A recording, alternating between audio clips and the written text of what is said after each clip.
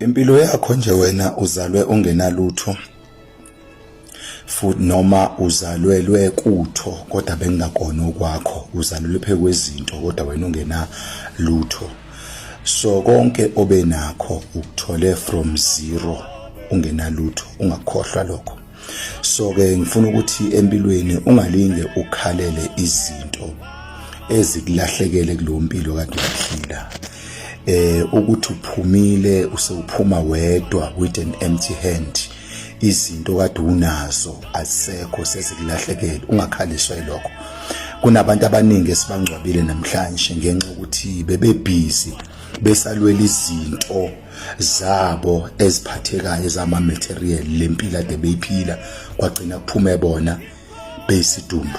Empilweni nje bonga nje ukuthi uphuma uphila kulompilo, ngoba ukuphila kwakho wake waba uzero. Okusho ukuthi ngamanye amazwi usazophinda futhi uzithole lezi zinto ezingaphezulu kwalezi zinto obukade unazo. Azi ukuthi yonke impilo iqala from zero, okusho ukuthi yonke impilo eno zero, okusho ukuthi ine tendency ukuthi iyaphezulu, okusho ukuthi izoqala. Once kwano 000 empilweni yakho, kusho ukuthi kuyaqala kulindele ukuthi 001 iyaphezulu. Ayikho impilo ephelela ku0 ehlala u0 zibo u0 njalo. Kunabantu abaningi abalwela into kade benazo, babamba itade benazo, baphuma sebephuma nefurniture ekubizwa kuthiwa icoffin.